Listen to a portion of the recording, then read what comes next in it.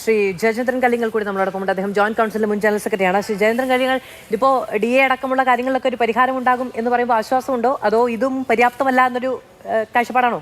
ഇല്ല, പര്യാപ്തമല്ല എന്നുള്ള കാഴ്ചപ്പാടും ഞങ്ങൾക്കില്ല. അതിനകത്ത് ഇപ്പോഴെങ്കിലും ഗവൺമെൻറ് കണ്ണു തുറന്ന് കണ്ടല്ലോ ജീവനക്കാരുടെ വിഷയം എന്നുള്ളത്. ഇത് നേരത്തെ പ്രഖ്യാപിക്കാമായിരുന്നു. ഇപ്പോൾ ഒറ്റയടിക്ക് അവസാന സമയത്തുകൊണ്ട് എല്ലാ DAയും കൂടി ഒന്നിച്ച് പ്രഖ്യാപിക്കേണ്ട സാഹചര്യമില്ലായിരുന്നു. ധനകാര്യ മന്ത്രിക്ക് ഇക്കാര്യത്തിനകത്ത് സർക്കാർ ജീവനക്കാരുടെ കാര്യത്തിനകത്ത് ഒരു അല്പം അവധാനതക്കുറവുണ്ട് എന്ന് തന്നെയാണ് ഞങ്ങളുടെ അഭിപ്രായം. മറ്റൊന്ന്, നേരത്തെ പ്രകാശ് സാർ ഇവിടെ പറഞ്ഞു ശമ്പള പരിഷ്കരണം വലിയ ബാധ്യതയാണ് സൃഷ്ടിക്കുന്നത് എന്നുള്ളത്. എനിക്ക് ഒരു കണക്ക് പറയാനുള്ളത്, ഈ കഴിഞ്ഞ സർക്കാരിൻ്റെ കാലത്തുള്ള തനത് നികുതി വരുമാനം 47,456 കോടി രൂപ. സാറത് ശ്രദ്ധിക്കണം. ഇപ്പോൾ അത് 83,000 കോടിയായി. വരുമാനം വർദ്ധിക്കുന്നു, നികുതി വരുമാനം വർദ്ധിക്കുന്നു. നികുതി വരുമാനം വർദ്ധിപ്പിക്കുക സ്വാഭാവികമായി ഈ നമ്മുടെ സാമ്പത്തിക നില വളരുക എന്നുള്ളതാണ്. സാറ് പറഞ്ഞതുപോലെ ശമ്പളമേ വർദ്ധിപ്പിക്കേണ്ടതെന്ന് പറഞ്ഞാൽ പെട്രോളിൻ്റെ വില ഒരു 5 കൊല്ലം മുമ്പ് 6 കൊല്ലം മുമ്പ് 51 രൂപയായിരുന്നു. ഇപ്പോൾ 101 രൂപയായി. എല്ലാ കാര്യത്തിനകത്ത് വില വർദ്ധനയുണ്ട്. ജീവനക്കാർക്ക് ജീവിക്കണ്ടേ? കേവലം 23,000 രൂപയാണ് ഒരു അടിസ്ഥാന വിഭാഗം ജീവനക്കാരന് ലഭ്യമാകുന്ന ശമ്പളം. അതിനകത്ത് DAയും കൂടി കൂട്ടിക്കഴിഞ്ഞാൽ കുറച്ച് വലിയ വ്യത്യാസം വരുമെന്നുള്ളതല്ലാതെ വലിയ ശമ്പളം കിട്ടുന്നത് ജീവിക്കാനുള്ള ഒരു പണമാണ് ഇപ്പോൾ ലഭ്യമായിക്കൊണ്ടിരിക്കുന്നത്. ആ സാഹചര്യത്തിൽ ശമ്പള പരിഷ്കരണം ഒരു ദിവസം പോലും താമസിച്ചാൽ അത് വലിയ അപകടം ചെയ്യും. ഇപ്പം ഞങ്ങളുടെ ഒരു ആശങ്ക, ഇനി ഒരു 3 മാസത്തിനകത്ത്, നേരത്തെ പലരും ഈ ആശങ്ക ഇവിടെ പറഞ്ഞു, 3 മാസത്തിനകത്ത് ഇപ്പോൾ നടത്തിയ പ്രഖ്യാപനങ്ങളെല്ലാം പ്രാവർത്തികമാക്കണം. അതൊരു വലിയ കടമ്പയാണ്. ആ പ്രഖ്യാപനം വന്നോട്ട് നടക്കത്തില്ല. ഇല്ല, എന്നാലും ഇത് മുമ്പ് ഇലക്ഷൻ പ്രഖ്യാപനം വന്ന സമയത്ത് ഇലക്ഷൻ കമ്മീഷനെ കണ്ട് തന്നെ നമ്മൾ ഇതിൻ്റെ അനുവാദം വാങ്ങിയിട്ടുണ്ട്. അതൊന്നും ഒരു പ്രശ്നം ഉണ്ടാവില്ല. പക്ഷേ അതിനകത്ത് ഗവൺമെൻറ് കഴിഞ്ഞ എനിക്കൊരു ഭയം എന്ന് പറഞ്ഞാൽ, കഴിഞ്ഞ പ്രാവശ്യം ഇതുപോലെ അശ്വയുടെ പെൻഷൻ പദ്ധതി ബഡ്ജറ്റിൽ പ്രഖ്യാപിച്ചു, ഒരു വക ചെയ്തില്ല, ഒരു കൊല്ലം. ഇപ്പോൾ വീണ്ടും അത് ഞാനതിനെ തെറ്റായി അറിയുന്നില്ല. അത് സമയം കിട്ടിക്കാണില്ല, സമയം കണ്ടെത്തണം എന്നുള്ളതാണ്. 3 മാസത്തിനകത്ത് ഇപ്പോൾ പ്രഖ്യാപിച്ചതെല്ലാം DA കൂടി പ്രഖ്യാപിച്ചാൽ കൊടുക്കാൻ വലിയ പ്രയാസമൊന്നും ഉണ്ടാവില്ല. സർക്കാരിൻ്റെ സാമ്പത്തിക സ്ഥിതി മെച്ചപ്പെട്ടു എന്ന് തന്നെയാണ് ധനകാര്യ പോകുന്നതിൻ്റെ അഭിപ്രായം. അതുകൊണ്ട് DA കൊടുക്കുന്നതിന് പ്രയാസം ഉണ്ടാവില്ല. അശ്വയുടെ പെൻഷൻ പദ്ധതിയെ ഞങ്ങളൊരിക്കലും അംഗീകരിക്കുന്നില്ല. ജീവനക്കാരുടെ വിഹിതം വാങ്ങുന്ന പദ്ധതികളെല്ലാം യഥാർത്ഥത്തിൽ തൊഴിലാളികളോട് ചെയ്യുന്ന ദ്രോഹമാണ്.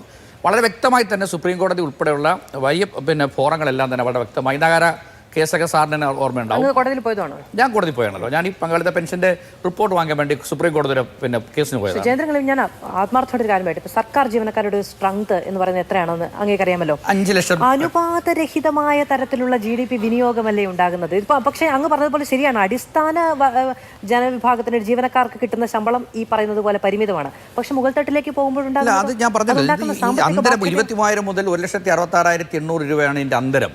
ഈ അന്തരം കുറയ്ക്കണമെന്ന് നമ്മൾ പണ്ട് മുതലേ പറയുന്നുണ്ട്. പക്ഷേ കേന്ദ്ര സ്കെയിലുമായി ബന്ധപ്പെട്ട് വരുന്ന ഉദ്യോഗസ്ഥന്മാർ, IAS, IPS അല്ലെങ്കിൽ മറ്റ് പ്രൊഫഷണൽ പാരിറ്റി ഉള്ളവർ, UGC ഒക്കെ വരുന്നവർക്ക് വലിയ ശമ്പളം കൊടുക്കുന്നുണ്ട്. അപ്പോൾ ഇത് ആ അന്തരം കുറയ്ക്കണമെന്ന് തന്നെ പണ്ട് മുതലേ ഞങ്ങളുടെ ആവശ്യം. പക്ഷേ ഈ വേതനം കേരളം ഇത്രയും സാമൂഹ്യ പുരോഗതി നേടിയതിൻ്റെ ഏറ്റവും അടിസ്ഥാനപരമായ കാരണം സർക്കാർ ജീവനക്കാരും സർക്കാർ സംവിധാനവുമാണ്. ഇപ്പോൾ നേരത്തെ സാറ് ആശുപത്രികളുടെ കാര്യം പറഞ്ഞല്ലോ. ഇപ്പം എനിക്ക് തോന്നുന്നു BJPയുടെ പ്രതിനിധിയും ഹോസ്പിറ്റലിൻ്റെ കാര്യം പറഞ്ഞു. ഇന്ത്യയിൽ ഇത്രയധികം ഹോസ്പിറ്റലുകൾ ഒരു 10 കിലോമീറ്ററിനകത്തെങ്കിലും മെച്ചപ്പെട്ട ഒരു ആരോഗ്യ സംവിധാനമുള്ള സംസ്ഥാനം കേരളമല്ലാതെ മറ്റൊന്നുമില്ല. 10 കിലോമീറ്റർ ഒന്നുമില്ല, 1.8 കിലോമീറ്റർ. ഏറ്റവും അടുത്ത്. അതുപോലെ ഈ ഇത്തവണ തന്നെ ബഡ്ജറ്റ് പ്രസംഗത്തിനകത്ത് ശിശുമരണ നിരക്കിൻ്റെ കാര്യത്തിനകത്ത് ധനകാര്യ മന്ത്രി പറഞ്ഞിട്ടുണ്ട്, കേരളത്തിൽ യൂറോപ്യൻ സ്റ്റാൻഡേർഡിന് അത്രയാണ് 5ആണ്. മറ്റ് സംസ്ഥാനങ്ങളിൽ 25ആണ് ശിശുമരണ നിരക്ക്. അപ്പോൾ അത്രയും വ്യത്യാസം വന്നിട്ടുണ്ടെങ്കിൽ അതിനകത്ത് പ്രധാനപ്പെട്ട കാരണം നമ്മുടെ സർക്കാർ സംവിധാനം മെച്ചപ്പെട്ടതായതുകൊണ്ടാണ്.